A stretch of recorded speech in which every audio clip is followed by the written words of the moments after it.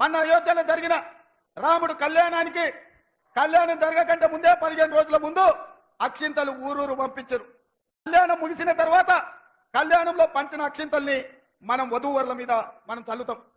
అక్కడ అయోధ్యలో రాముడు కళ్యాణం జరగకంటే ముందే 15 రోజుల ముందే అక్షింతలు ఊరూర ఇంటింటికి ఇక్కడ బియ్యంలో పసుపు కలిపి అవి ఇంటింటికి పంపించిందంటే హిందూ సాంప్రదాయాలను అవమానించి హిందూ సాంప్రదాయాలను దెబ్బతీసే విధంగా కళ్యాణం జరగకుండానే అక్షింతలు పంచడం ద్వారా శ్రీరాముడిని అవమానించింది భారతీయ జనతా పార్టీ నాయకులు కాదా, బండి సంజయ్ కాదా అని నేను అడుగుతున్నా.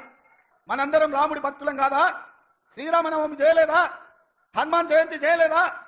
దసరా, దీపావళి, సంక్రాంతి, ఉగాది పండుగలు, వినాయక చవితులు చేయలేదా? బతుకమ్మలు ఆడలేదా? పోలం కుండలు ఎత్తలేదా? అంతెందుకు మా సోదరులకు గుర్తు చేయదలుచుకున్నా, గ్రామ దేవతలైన పోచమ్మ, ఎల్లమ్మ, మైసమ్మకు కోడి కొయ్యలేదా? కళ్ళు కొయ్యలేదా? మనం కాదా హిందువులం?